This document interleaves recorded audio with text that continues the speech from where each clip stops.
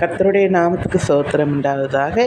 தேவனுடைய பிள்ளை கிறிஸ்டின் ஊழியர் ஆத்தும தாகத்தோடு சாராய கடையில் சாராய வாங்குவதற்கு வரிசையில் நிற்பவர்களை பார்த்து ஒருத்தர் உயிரை கொடுத்து அவர்களுக்காக பேசிக்கொண்டே இருக்கிறார். நீங்கள் மனம் திரும்புங்கள், சாராயத்தை நாடுகிறவர்களுக்கு ஐயோ, இன்றே நீங்கள் இந்த பாவத்தை விட்டு விலகுங்கள், இதனால் உங்கள் குடும்பம் எவ்வளோ வேதனைப்படுகிறது என்பதை உணருங்கள் என்று அவர் பேசிக்கொண்டே இருக்கிறார். இது யாருக்கும் நமக்கு இல்லை என்று நினைக்கிற கூட்டம் ஒரு கூட்டம்.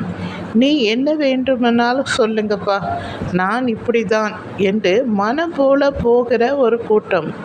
நின்று கேட்பார் யாரும் இல்லை. அந்த ஊழியர்களுக்காக நான் ஜெபித்தேன். இந்த ஊழியருக்கு விரோதமாய் யாரும் எழும்பாதபடி இவரை பாதுகாத்து கொள்ளுங்க ஆண்டவரை,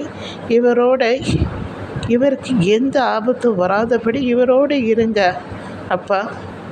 ஆத்ம தாகத்தோடு பேசுகிற இந்த வார்த்தை இந்த கூட்டத்திலே ஒருத்தருக்காது இந்த ஆத்மா மனம் திரும்ப என் தேவனை உதவி செய்யும்படியான் ஜெபிக்கிறேன் ஆண்டவரே.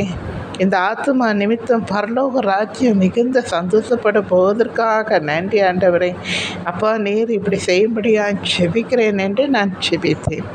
எனக்கு அன்பானவர்களே, நிறைய ஊழியர்கள் பஸ் ஸ்டாண்ட்லேயும் ரயில்வே ஸ்டேஷன்லேயும் மார்க்கெட்லேயும் நின்று சுவிசேஷங்களை சொல்வதை நீங்கள் கேட்டிருப்பீர்கள். எல்லாம் எதற்காக என்றால், ஒரு ஆத்மாவாவது மனம் திரும்ப வேண்டும், பாவத்தில் விழுந்து விடக்கூடாது, அப்படியே நரகத்திலே போய்விடக்கூடாது என்பதற்காக அவர்கள் மன்றாடி தன் உயிரை கொடுத்து பேசிக்கொண்டே இருக்கிறார்கள். என்ன வேணாலும் நடக்கலாம். இப்போது சட்டம் வந்ததுனாலே அடிக்கிறார்கள், விரட்டப்படுகிறார்கள், கொல்லுகிறார்கள் என்று நாம் பார்க்குறோம் இல்லையா? அதுலேயும் அவர்கள் துணிஞ்சி செய்கிறார்கள் என்றால் எவ்வளோ ஒரு ஆத்தும தாகம். இவர்கள் எல்லாம் அப்படியே நரகத்துக்கு போய்விடக்கூடாது என்பதற்காக அவர்கள் பேசுகிறதை நீங்கள் கேட்டிருப்பீர்கள். இந்த ஊழியர்களுக்காக நீங்கள் ஜெபிங்கள். எல்லோரும் மனம் திரும்ப வேண்டும் என்பதற்காக ஜெபிங்கள். நன்றி.